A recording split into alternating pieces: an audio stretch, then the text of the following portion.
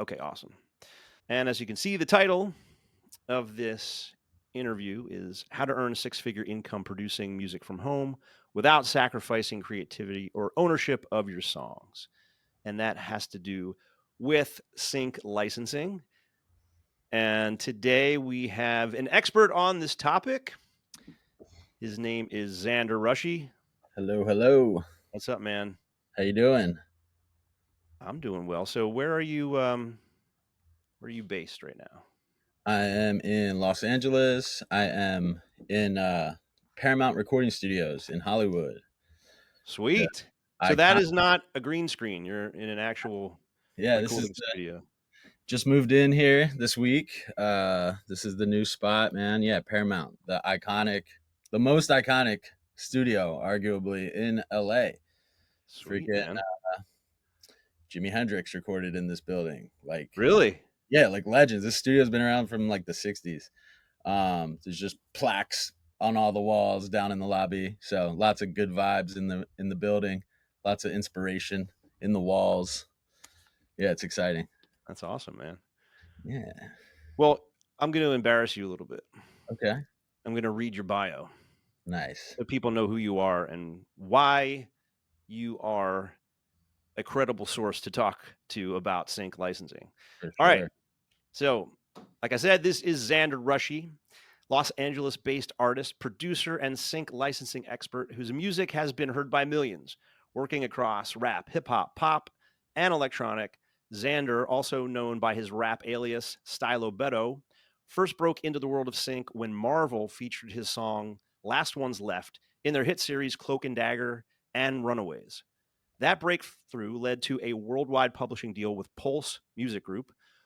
Pulse is one of the most respected names in the business, and that momentum didn't stop there. In 2024, Xander re signed with Pulse after proving himself as the go to sync artist, landing hundreds of placements in TV shows, films, video games, and national commercials for brands like Dell, Verizon, NFL, Tostitos, Panda Express, Walmart, and T Mobile. So I need to interject here because I got really excited when I saw your Verizon NFL commercial because right out the gate, it's Jalen Hurts coming out of the tunnel. Yeah. So I'm here in Philly, big Eagles fan. Oh I yeah. know you're a big Eagles fan too, and Go they Birds. won the Super Bowl this year. Maybe that had something to do with your commercial. I don't I think we did it for him. know. So now, with years of real world experience and a six-figure career built entirely through sync licensing, Xander's pulling back the curtain to teach independent artists like yourselves, producers, and songwriters how to break into sync, landing placements, and build a profitable music career, all while keeping 100% creative control. So Yeah. that is Xander's bio. I call him Xan the Man, Zan the man. and I'm actually embracing that nickname, man. good. And I think I'm gonna start releasing music under that name. It's a Just good name. All right, dude. So tell us about your humble beginnings. yeah. 'Cause you originally, well, you kind of like Pennsylvania, and hmm then when did you move to LA? I moved to LA in 2015 from 2015. Okay, from Philly. so 10 Uh, years ago. yeah, A lot has happened since. yeah, man.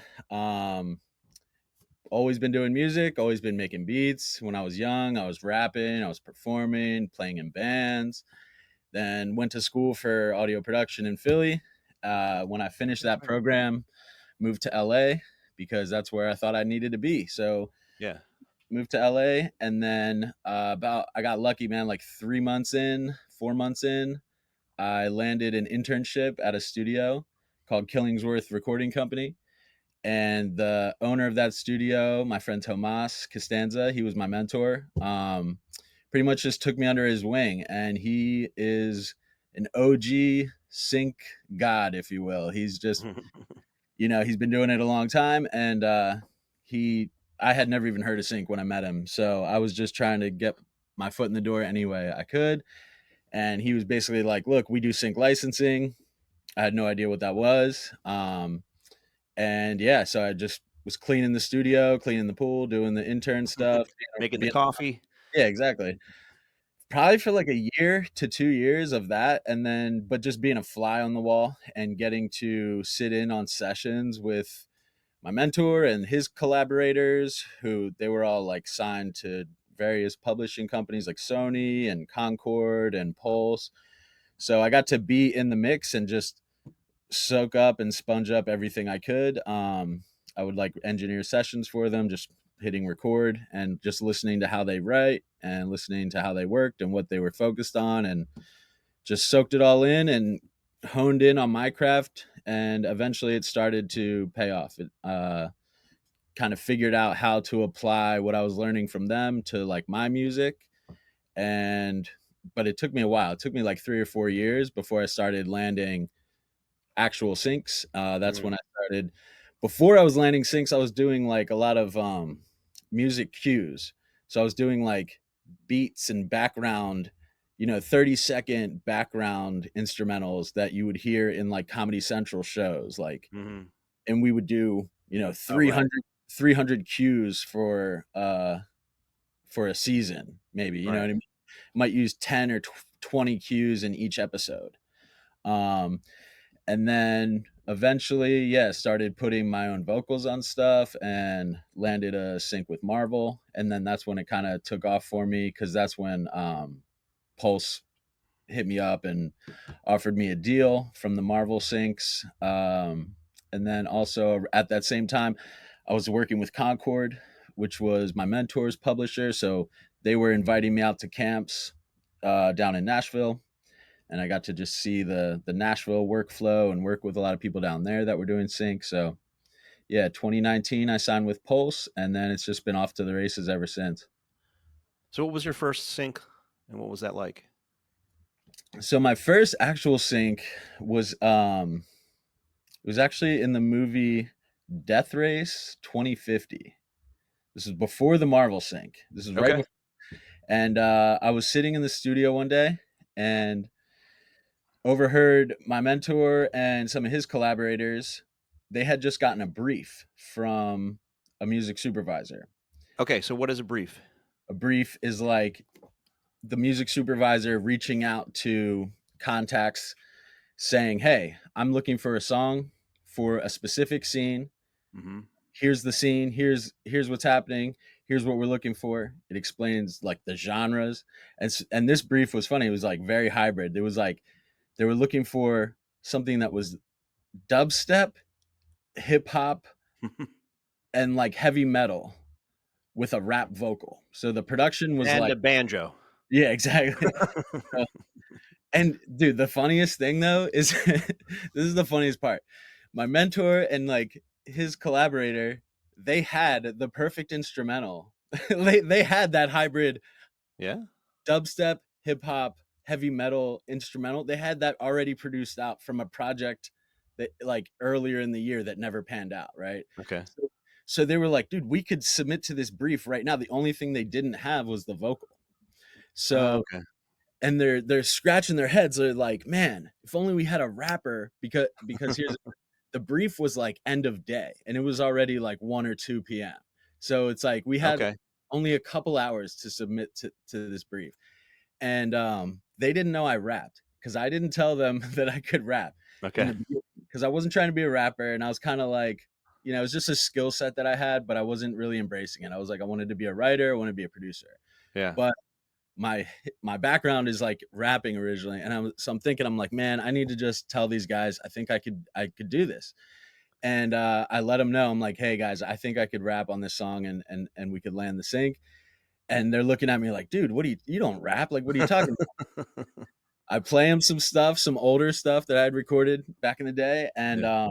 they're like, okay, let's give it a shot, so we write it right there on the spot, recorded on the spot, submitted it, and we got it. And it That's got awesome. into the movie. So That's awesome. from there, they were like, dude, what are you doing? Not telling us that you can do vocals. This is a skill set you have. Like, this might be how you get in. Cause at Yeah. that point, I hadn't really landed any sings. I had done some cool, like little instrumental stuff, Yeah. little cues, but I wasn't getting sings. So that's when the light bulb went off, and it was kind of like, oh yeah, like this is also another skill set, another way to apply myself and get in on sessions. And um that's when I started focusing more on like, as a vocalist for sync, and kind of seeing like there is a space for hip hop and rap in sync, because at that time like rap wasn't super popular in sync. You weren't getting a ton of requests for it, so that's when Yeah, I things started. remember you saying that, which is ironic considering how big rap is now. Yeah, it's come full circle now. It's definitely, now it's popular. But that's when I just started focusing on, okay, how do I make, epic type hip hop, epic cinematic sounding rap that will apply to movies and film. And then I started leaning into that sound. And And just to clarify, because the auto captions every time you say sink says SINK, like the kitchen sink, right. and we are not talking about sinks like in your kitchen. We're talking about synchronization of Mhm. music to moving picture. Yeah, exactly. But yeah, so that was it. And then we just started drilling in on that sound, that epic hip hop, that cinematic rap. And then we landed the Marvel thing. And then So that's that when, kind of got your foot in the door. Well, because you were working with people who were already signed to publishing deals, who were yeah, already landing syncs. So yep, you were collaborating with artists that were a few steps ahead of you in your career, exactly. which is part of the strategy that you teach in your new course, Yes. right? Yep. Which is really effective. Yeah, the collab up strategy, man. You Mhm. got to get in if you're trying to get into sync. You want to get in with people that are doing it. Yep. You want to And you collab. have a whole game plan laid Mhm. out and uh, kind of a step by step strategy that you go over in the course, right? Yeah, there's a whole section dedicated to just Perfect. collaborating, building relationships with other artists, producers, writers, everyone you need to be collaborating with. Sync Awesome. is it's a team sport, man. It's not a solo thing. A lot of Yeah. moving pieces. I mean, it's the same thing with writing in Nashville. Like Mhm. there are no like one person writers anymore. For sure. Everything's a team. So that's pretty common. Um, awesome, man. Well, I have a list of questions that I want to ask you. Absolutely. So I think so. We got into your background a bit, but I think one really cool thing to recognize is like you had a low level job while you were doing all this stuff, right? Like Oh yeah. you were working where? I was working at Jersey Mike's. Jersey Jersey Mike's. Mike's. You were you were a sandwich artiste by day Yeah, man. and music artiste by night. Yep. And now you're working out of the iconic uh, Paramount Paramount Studios. Studios in LA, landing all these syncs. So that's a It's pretty awesome journey. It's it's very literally right inspiring. around the corner too. Like I get to every time I'm driving to the studio, I get to drive by the old Jersey Mike's, and I'm like, man, we That's here now. that's awesome, man. That was Yeah. so great. Okay, so there are some pearls of wisdom. Okay, that I've heard you talking about that because I know nothing about this world. Mhm. I'm a performer, make a living as a performer, private events. I do have my own music, but I've always been the artist and the guy, selling tickets at shows Mhm. and doing it that way. So the only time I've landed placements has been through music libraries, which have completely ripped me off.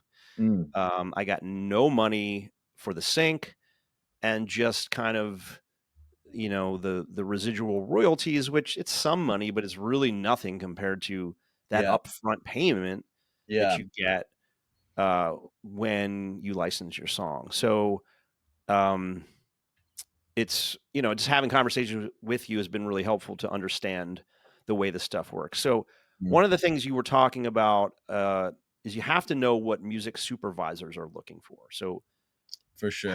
how do we know what they're looking for?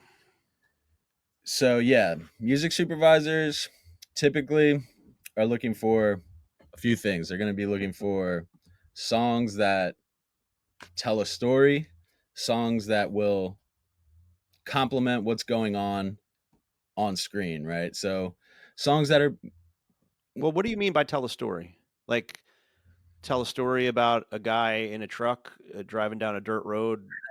I mean, that could work for a specific scene, but it doesn't have to be that specific. But just there's there's a mood created in the song. There's an emotion that's conveyed. Okay. Uh, that's what I mean when I say tell a story. So, Oh, okay. So wait a second. We have a slide here. mhm.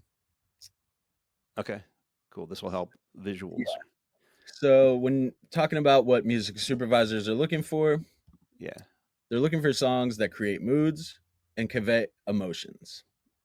They're looking for songs that fit into their project and songs that are easy to clear. So Yeah. when I say creating a mood and conveying emotion, Yeah. it's like that can be any mood or any emotion, right? There's different scenes that need different moods and different Right. emotions. Right. So that's going to depend on what type of genre you're in, what type of moods do you create with your songs? Yeah. It makes sense.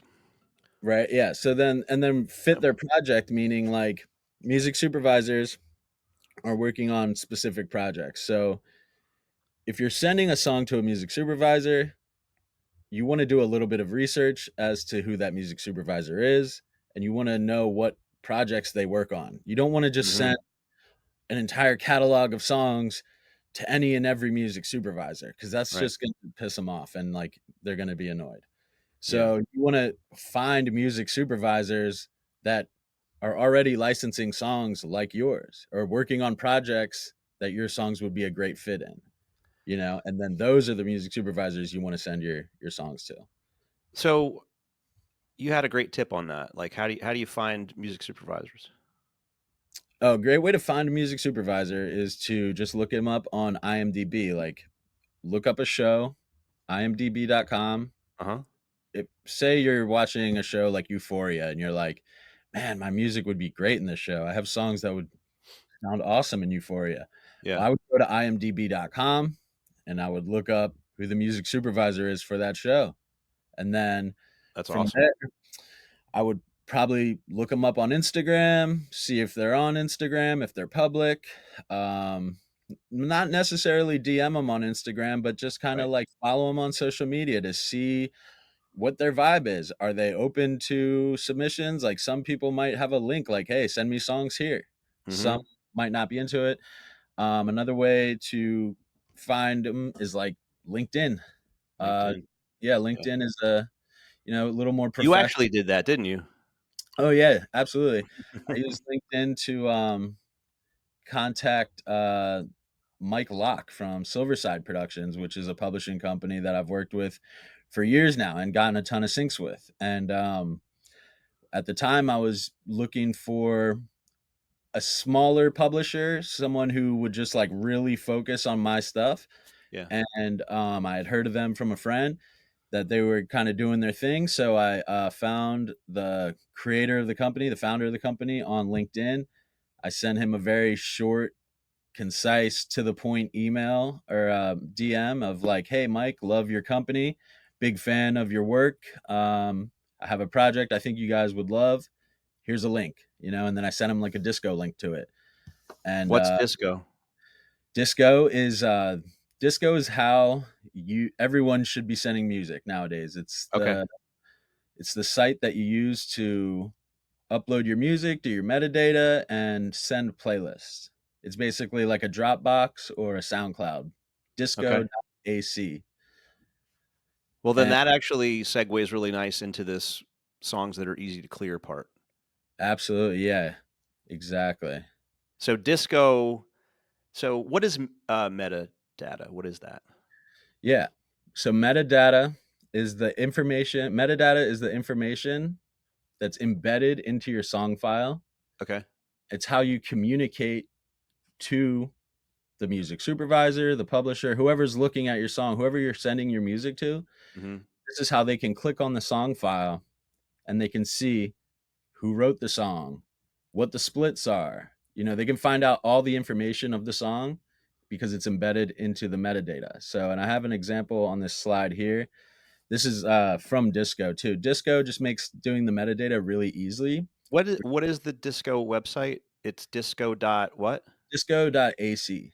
AC. Okay. So this is the industry standard for the publishing world. So I mean, that's publishers, labels too, like pretty much everyone. I think they've but all it's mandatory, right? Like you were I saying it's before, pretty much mandatory at this point. If you're like if not you using send somebody like an attached file or a Dropbox link, they're yeah, gonna get mad at you. never send an attached file, first of all. Like, that's Yeah. seriously that's a red flag. They won't open it. Yeah. It's Yeah. just sketchy. Like, Yeah. they don't know what they're downloading. And Yeah. Dropbox is kinda just outdated, and the publishers and the labels, they don't use Dropbox. So you're gonna wanna use Disco. It just kinda shows them the fact that you're sending a Disco kinda shows them like, "Hey, I'm savvy to what's going on in the industry. I'm savvy to this standard," that it makes it super easy for them. They can just download the playlists you send them directly to their Disco, and it's smooth and it's streamlined. So, like, they appreciate when you send them Disco. It's like, Mhm. "Oh, this guy has his stuff together," you know? But it also shows that you have all your stuff cleared. Yeah, exactly. Because the main thing a music supervisor is gonna be concerned about Yeah. when someone's sending them music is that they can clear the music. Mhm. And in order to clear the music, they have to get 2 licenses. They have to get a copy they have to get the license to clear the composition and Mhm. to clear the master recording. Mhm. So So that's the actual physical recording that you made, mhm, and then the other one is kind of like the intellectual property or the copyright, the song composition. yeah, the composition of the song. So those are Yeah. 2 separate copyrights Yes. need to go through in order for a sync to happen. Yes. That's the main process of how a sync works. So the first thing they're gonna do when they get your song, if they click on it and they listen to it and they're like, "Yeah, this song's dope," they're gonna click on the metadata. And you want the metadata to be clear and show them that they're gonna be able to get those licenses easily. So if you look at the slide here, you have the artist, you have the song title, you have the BPM, then it goes right into the publishing splits, which that is the composition, the publishing, and then the master splits, which is the sound recording. So if they see that all the writers are listed and all the BMI IP numbers are listed, they're like, okay, this is going to be easy to clear. These people have clearly taken the time to put all this in there. Like, they can clear the song quickly and easily. If there isn't anything in the metadata, they're going to go on to the next song because they're going to, without this information, how do they get a hold of you? They're going to be trying to track you down. Well, they can also get sued, right? Oh, yeah, yeah. Which is the biggest, issue right there is, they're not gonna even mess with somebody that doesn't have everything cleared and isn't pro because, right, you were saying that, like, pretty much music supervisors deal with publishing companies because they know what they're gonna get. They know they're gonna get the quality, they know everything's gonna be cleared. So it's a riskier proposition to work with an independent artist. Yes. But if you can prove to them, "Hey, I've got everything in Disco, I've got everything cleared," Yep. then, you can present just as professionally as a publisher, right? Yeah, exactly. That's why publishers and music supervisors work hand in hand. It's like these relationships are Yeah. deep and they're there for a reason. The music supervisor is on a tight deadline because they're working in the film and TV world where there's super tight deadlines. There's all these legal stuff happening, so they can't be bogged down. Mhm. They prefer to work with publishers because they know the publishers have all the clearance stuff already handled. That being said, they're still Right. open to working with independent artists that don't have publishers, but you need to have all your business buttoned up and professional. It needs to be if you're sending them music directly and you're not coming from a publishing company, then you need to send them a Disco link with your metadata. It needs to look like you know what you're doing and it's going to Mhm. be easy for them to clear. So Without that's that, you're kind of you're going to be out of luck if you don't right, have. they won't even look at it. They won't, They you might know look at it, but they're gonna be like, "Well, this is not gonna be easy for me to clear, so this is gonna be a big waste of my time. I'm gonna go on to the next song because they have Yep, how many songs being sent to them every day, They have right. options. So if you I mean, how many steps ahead as an independent artist? with that knowledge, knowing how to use something like Disco, having everything cleared and organized, um, you're 10 steps ahead at least from other people who are just spamming them and Yeah, exactly. so I thought that was a really helpful tip, and that's something I'm going to start implementing. I'm going to sign up for an account and Absolutely. Yeah, there's no reason to have Dropbox, unfortunately, or SoundCloud. It just, if you really want to look professional, then you got to like kind of play by the rules of how the industry plays. Like this is what they're using, so you should be using it too. yeah. So you said something like, doesn't Disco, does it scan your songs and like tell like the mood and things like that? Oh yeah, exactly. When you upload to Disco, it will Uh-huh. like automatically apply genre, subgenre, like moods. It'll say That's like, awesome yeah, because like mhm, I used to do Taxi. right. And they were always like, "Tell us what the genre and mood is," and I would think it was one thing, and then they would tell me something completely friggin' different, and I Yeah, always had a hard time like, "Okay, well, then what am I? What does this sound like?" So right. if it has an algorithm that scans and does that for you, that's amazing.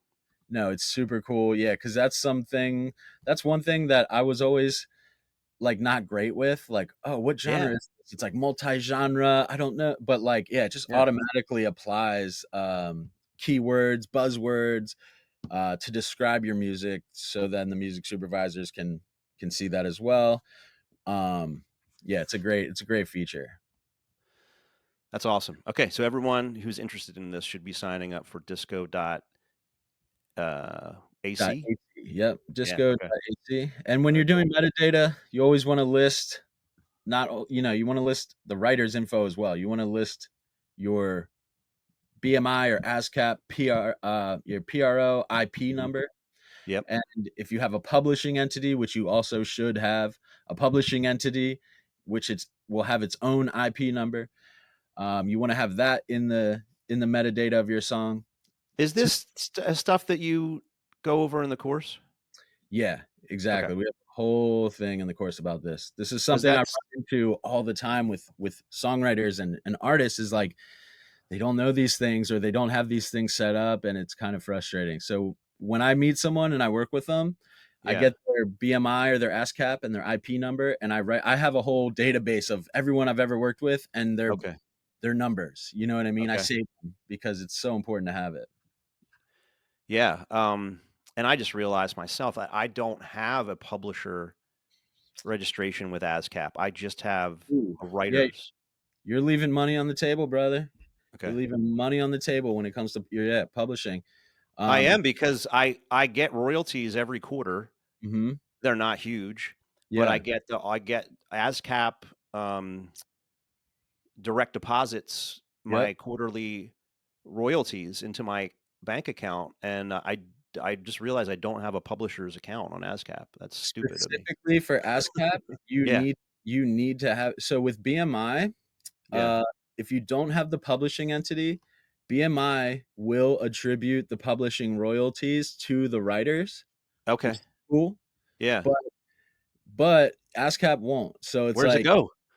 exactly, it's not going anywhere. It's not getting collected. And Oh, then I think after a certain amount of time, you might not even be able to collect it. I'm not so, ex like, I could double my royalties if I just literally. register. Oh god. See, Yeah, this is why I need I you know. to teach me this stuff, dude. You're not the only one, man. And yeah, I was in the same boat as well. I didn't like there's not a lot of people talking about this stuff, so that's kind of why we decided to even make the course because Yeah. I'm God. like getting tired of saying like just gonna direct everyone to the course from here on out. Well, that's a thing, since all of your recent success has really, spawned this outreach to you, like, Mhm. people are asking you, "How do you get into this? How do you do it?" So, Mm. it's really nice to have everything laid out and kind of, do it one time, share all your knowledge so that you don't have to answer the same question 117 times. Um, Exactly. but more than that, in the course, don't you also offer? like one of the bonuses was like a monthly live song critiques? Oh yeah, absolutely. Yep. We're doing Cool. we have That's an cool. online community for the course, and we have assignments in the course that people will be submitting the homework assignments into. We'll be going over that, but then also we're going to be doing like a once a month, people just submit their original music, whatever they're working on, whether it's like full songs or it's mixes or it's just lyric ideas, whatever it is. And then I'm going to critique their songs as it pertains to sync, and just give them, whatever I can offer them to help them get it over the finish line, and what I think they should do to make it more marketable for sync. That's amazing. Okay. Cool. I want to get on to the next topic, which I think is like a big misunderstanding or fallacy Hmm. that only well-known artists get syncs. Right. I'm dating myself when I talk about this. I just remember like Windows 95. This is literally 30 years ago, right? So they chose the Rolling Stones "Start Me Up," for their launch, and I think 30 years ago they paid like $20 million for that song, like I'm sure. 30 years ago, Yeah. which would now be like 100 million, Yeah. right? Right. So, um, tell me about this. Like, what do most placements like? Do they go to big artists, or how does that work? So actually, a majority of placements go to indie artists. Indie artists are in what I call the sweet spot for sync, because indie artists have the ability to make really long lasting relationships with music supervisors, because they don't require the $30 million Rolling Stones fee, right? Or Right. like, Well, that makes a ton of sense. yeah, because Taylor Swift or a major label artist, somebody like iconic like that, Yeah. when they get these opportunities for sync, for them it's not worth it unless it's like seven figures, or Hmm. like that's like the bottom for them. They're like at least $1 million. Right. Um, But probably more. yeah, no, multiple millions of dollars Yeah. for sure. And then so indie artists are more willing to take 100,000, 200,000. For one song, a hundred Yeah, thousand. absolutely, Okay. absolutely. I've very Well, tell me. recently, Yeah, tell me about your recent syncs. no, I've recently got $100,000 sync for a song I produced with the homie Wes Will, who from Cleveland, Ohio.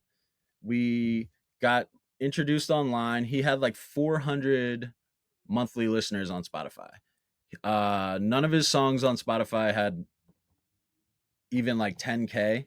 So he's got virtually no following. Yeah, he was just starting out. I mean, he's super talented dude, but like just starting out. And I heard the talent in his song, so I was like, let's go. It doesn't, the right song will land $100,000 sync easily. You don't need to have millions of streams or be on a major label to get 100,000, 200,000. I have friends and collaborators in the last like 2 years that have landed $500,000 syncs independently. Like they're not. $500,000 for one song?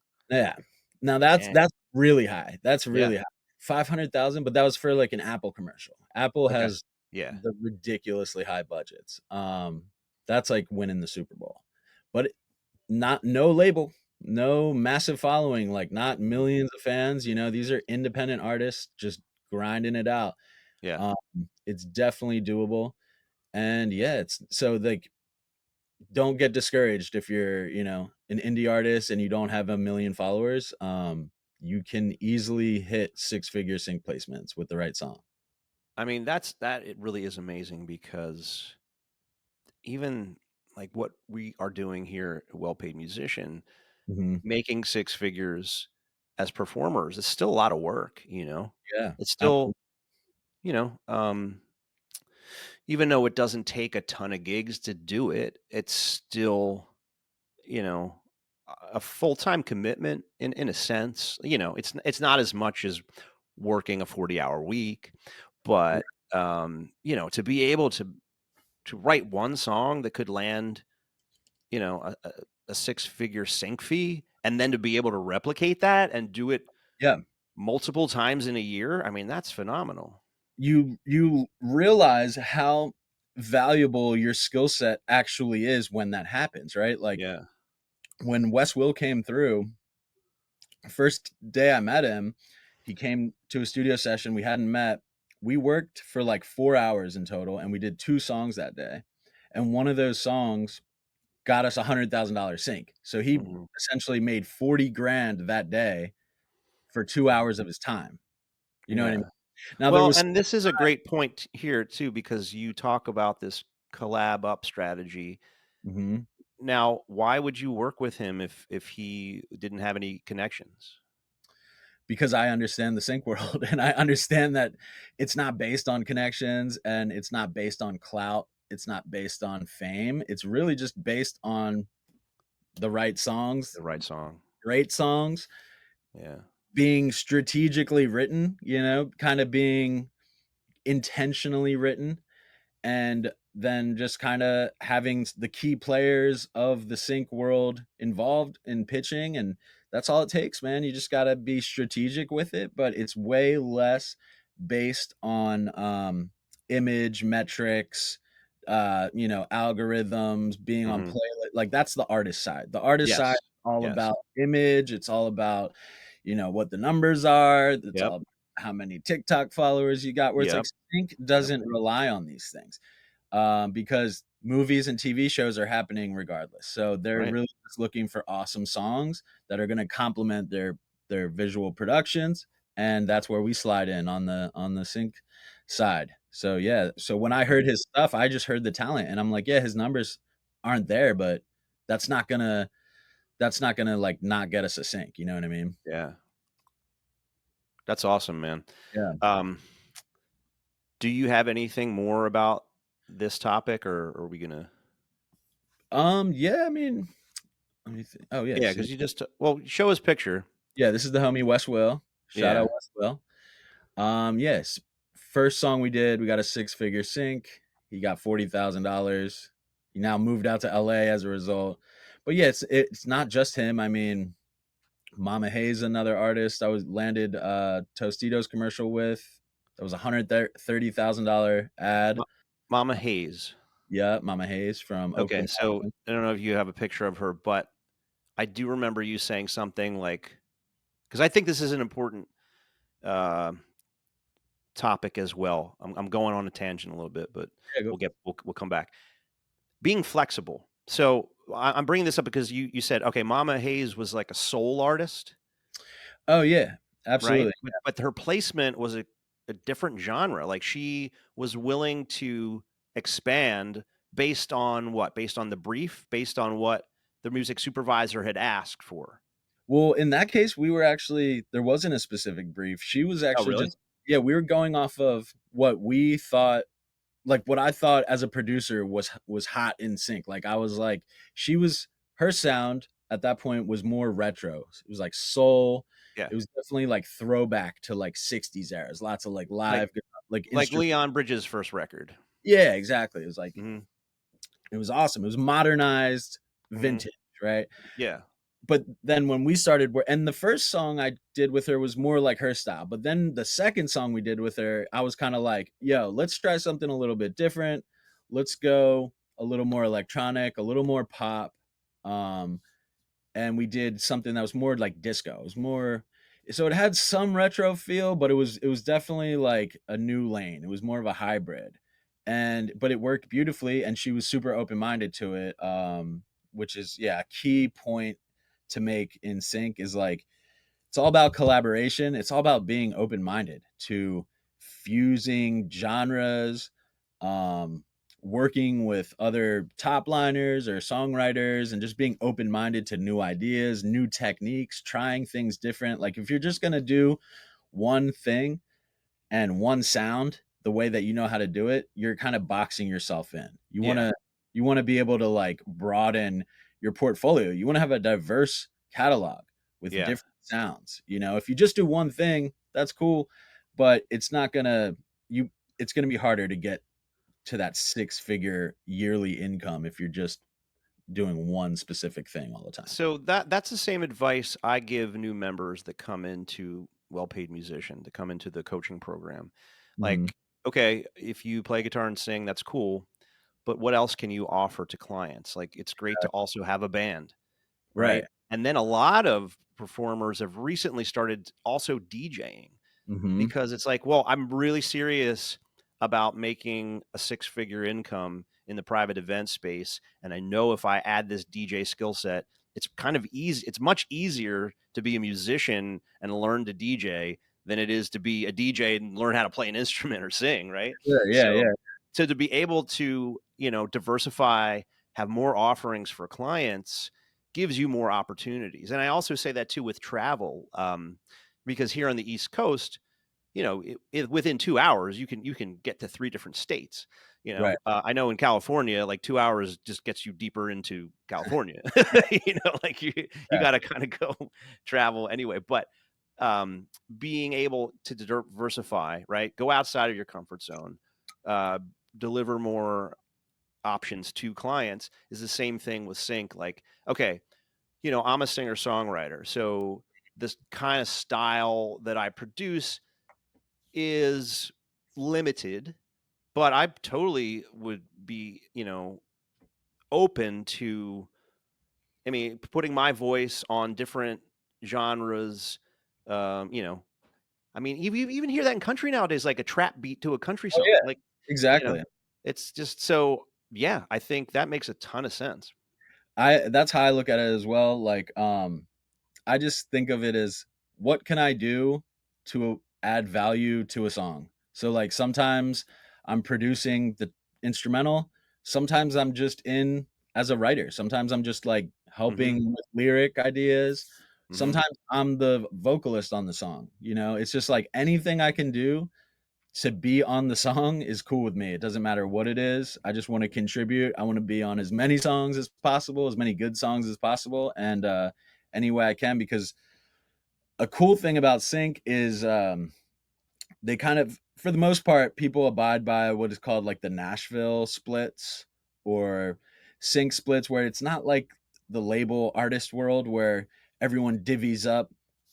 Oh, I did this I get this percentage of the composition and this percentage of the lyrics, and everybody's kind of fighting. Where in the sync world, majority of the time, everyone's just doing like an equal split. Yeah, On whoever is in the room gets an equal share. Yeah, as long as they're contributing. If you're just in the room texting and Well, like, right. If you but I'm saying, like, yeah, you can't fight over, like, well, my part is more important than your part, so I get a bigger share. yeah. For the most part, it's always going to be like an equal split, Yeah. master and pub. I have seen like sometimes the master side, sometimes the producer will take like a little bit more, like an extra 10% or something, because if they made the instrumental and they recorded the session and then they got to mix and master, they're just putting in like a lot more hours, but Mhm.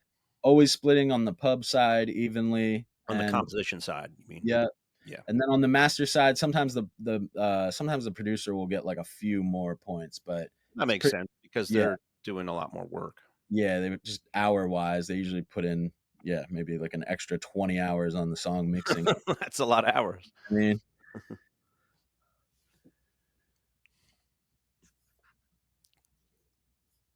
Wait, I think I lost you. yo yo. Okay, cool. Okay, gotcha. Um, awesome, man. Well, so I think that the next thing was, what do I do if I don't have any connections? Right? So I literally, now I have you were my connection. Right. But other than that, like, I So, know nothing about getting into the sync world. So you talked about Wes Will and how did you find him? He was actually, so he was kind of collabing up on his own, right? Okay. He went to college with an A&R at my publishing company, Okay. and he reached out to them, and he booked a flight to LA. Like he didn't have any sessions lined up, but he just so told the A&R like, "Hey man, I'm going to be in LA, if you can do anything, if you know anybody that might be interested in working with me." Um And on the strength of they believed in him, yeah, they sent out an email blast. But I was literally the only one who replied to the email, and I was the only one that accepted the opportunity to work with him. And I'm glad I did because it led to a massive Yeah. sync. Yeah. Um, but So tell so us yeah, about this. it's all about taking that leap of faith, collabing up. But if Yeah. you're just starting out too, there's also like collab across, man. Like you don't, Mhm. if you're really early in what you're doing, I would recommend collabing with people that are on your level, right? So like it doesn't mean you need to jump into the DMs of your favorite major label artist to collab up. It's like find like-minded artists, producers, writers, um, and work with them. Like sharpen your skills. Like iron sharpens iron. The more people you work with, usually the better you get. Your network begins to widen because you make connections with who they're working with, and eventually get to the point where you can confidently reach out to artists that have pub deals and artists that are landing syncs. Because it's not as gate kept as people think it is. There's a ton of indie artists that are getting syncs in shows that you watch all the time. So Mhm. reach out to them. If you're watching a show and you're like, man, I could definitely have a song in this show. It's right up my alley stylistically. Go to IMDb, check out who the artist is. Give them a follow. Give them a polite and researched DM like, "Hey, saw your song on this show. Really love your sound. Would love to Mhm. work with you sometime. Here's a link to my stuff." And just leave it at that. Um, Is this just something that you go over more in depth in the course? Yeah, absolutely. We have a Okay. whole section on this, yeah, on just collaborating, how to reach out, how to build and maintain relationships with not only artists and writers, but mentors, music supervisors, publishers. There's like different ways to go about it with each one, but you need to Yeah. be working with all these people. Well, I do that a lot with this program. Like I'll hear someone on a podcast and I'll reach out to them. They don't know me, Yeah. right? But there is definitely a way to get someone's attention and to get them to respond to you. And I mean, that's definitely intimidating, Mhm. especially when you feel um like maybe, that person is a few steps ahead of you and you have everything to gain by them responding to you. Mhm. That can feel intimidating. So, Yeah. but to be able to navigate that in a way that, like, hey, man, somebody reaches out to me and they're really nice, and I can get a good sense of who they are. Like, of course, I'm going to respond to them. Right. And even if they do maybe have, I don't want to say an agenda, but it would be beneficial for them, for me to, respond in a way like that's okay as long as it's done appropriately. So, like, it's not as hard as you think is my whole point. And I do get people that when I reach out to people, uh, in the industry, I typically get a response back. Yeah. Yeah, when you go about it strategically and you keep it short because you don't want to like waste people's time, and you can show them in like one sentence that you've taken the time to actually research who they are and what they do, Mhm. and you kind of address that people are usually open to it. Also, like, you might get left on red or you might get some no's, and that's Yeah, not the end of the world. Like, you're gonna get no's. You're gonna sure. get your creative heart broken when Sure. someone doesn't hit you back, because Right. that's you got to have thick skin. You got to be don't let that deter you. That doesn't mean like you suck. It just means they're busy or they didn't see your DM. You know what I Yeah. mean? Or they Uh, just don't like it, and that's okay. yeah, exactly. You're not going to be for everyone. Your Yeah. music doesn't have to be for everyone. Like, you don't Right. have to be the most streamed artist to get a song in a movie, right? Like, some people Yeah. hate some of my music. Listening back to some of my stuff, it's like I don't even like that stuff anymore. But I made a ton of made a ton of money with it. It's what it was supposed to do. It got placed in the right thing and it served its purpose. So Well, I think that's a great strategy. Collaboration, regardless of whether you're trying to get your songs pitched or placed, rather. Um, for myself, like, my best songs are with co-writers, and Mhm. the co-writers that I choose are typically people that are doing it for for a living, and the key the commonality is they all live in Nashville, right? Because that's Yeah. where Right. that's where it happens. But um, that to me is the best, and it's not because like they're necessarily ahead of me in terms of a career. It's just that I do feel like they're ahead of me in terms of a skill set of songwriting. So I Uh, can only benefit from that. yeah. But if you can find someone that has industry contacts or has a publishing deal, even better, the Mhm. way, Will found you. So that's super helpful. Plus, just like the camaraderie of working with somebody else, getting the project done. When I work by myself, it's so hard for me to finish songs Same. because no one's pushing me. I don't have any Yeah. deadlines. Yep. And so when you're working with somebody else, like you need to finish it. Yeah. The first time I landed Six Figure Sync was just like that. It was like 4 people on the song. We had 2 producers, we had 2 top liners, right? We had a vocalist, we had a writer that was just writing the vocals and lyrics with the vocalist. I was making the beat, and then the other producer was like mixing and mastering everything. It was like everyone had a role, and it was just like a well-oiled machine, and we Hmm. could crank songs out, really good songs, but also crank them out quickly. And, it was working like clockwork. Yeah. Because Yeah. when you're doing it all yourself, you get bogged down, and, Yeah. it can be overwhelming. All right, so I want to recap, and I'm going to go in reverse order here. So Mhm. what we're talking about right now is collaboration.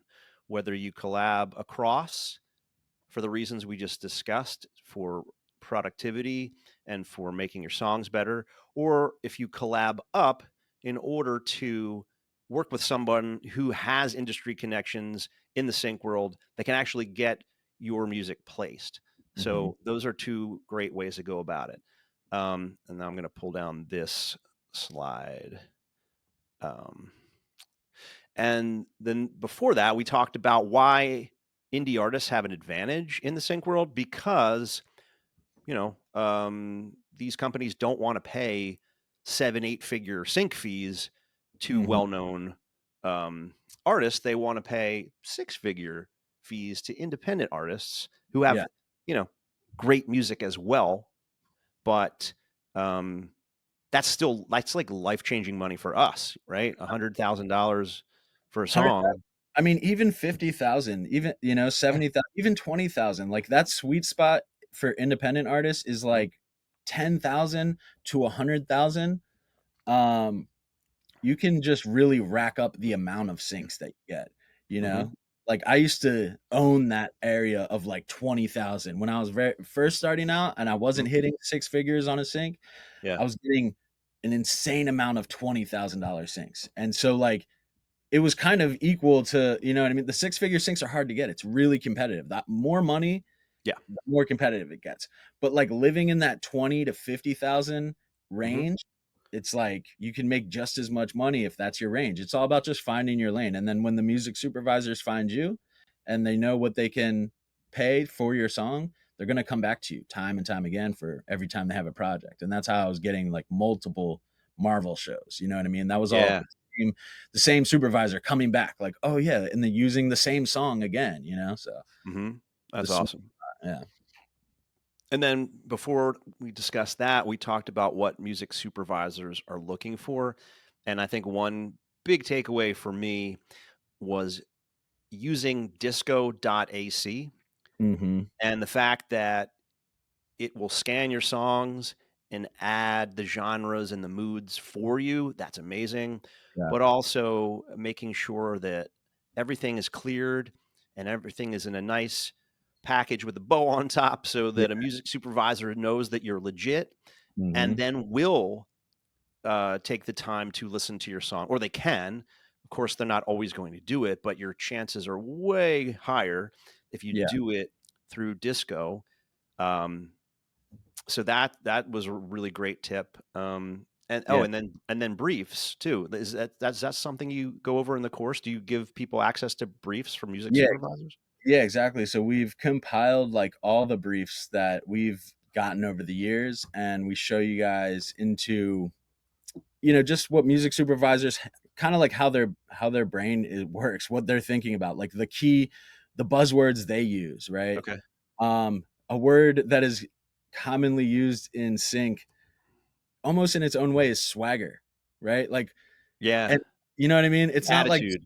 yeah, and so it's like it's not swagger in the normal sense. It's like this sort of cocky or like, Hmm. yeah, this sort of confidence, bravado thing that you hear in a lot of sync songs.